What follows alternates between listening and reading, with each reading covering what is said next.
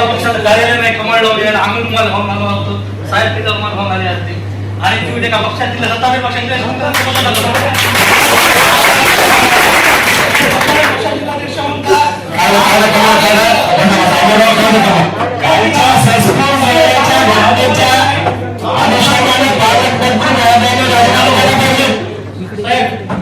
माझा या शक्तीपीठ आंदोलनाशी थोडाफार संबंध मालिक चांगलं नावाचा मला मित्राचा फोन आला किंवा उद्या आपल्या गावात मोठी राहिला आता त्यांनी गावातल्या लोकांचे फोन प्रोजेक्ट टाकले असते सकाळी 7:30ला पोलीस माझ्या घरी आहे किंवा तुम्ही तिकीट जाणार मला जाईल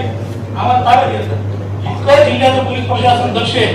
की आंदोलकांचे फोन सर्व्हिसवर टाकाय सर्व्हिसवर टाकाय की कोणाला बोलायला कोणाला नाही आणि मटक्यावर एक टाका फुटक्यावर एक टाका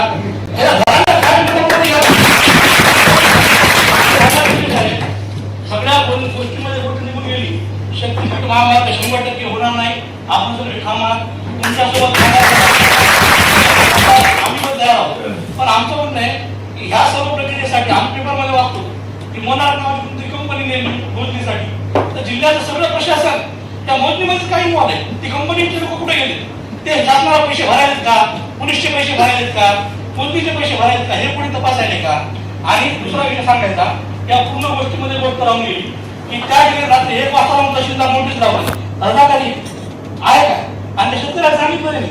त्या मालिकला की आम्ही काही करून द्या करणार नव्हते म्हणून मालिक तुम्हाला फोन आला होता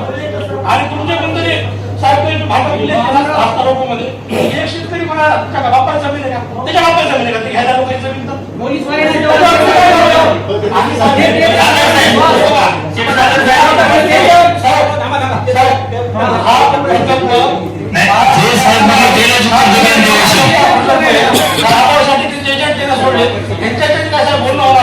आंदोलनाच्या तुम्ही भूल काय घेतली